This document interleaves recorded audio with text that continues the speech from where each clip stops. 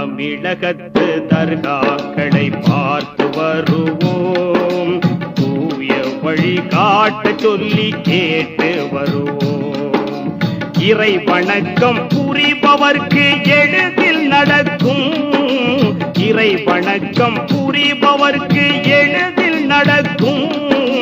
இரசூல் நபி நாயகத்தின் ஆசி கிடைக்கும். தமிழகத்து தர்காக்களை பார்த்து வருவோம். தூய வழி காட்ட சொல்லி கேட்டு வருவோம்.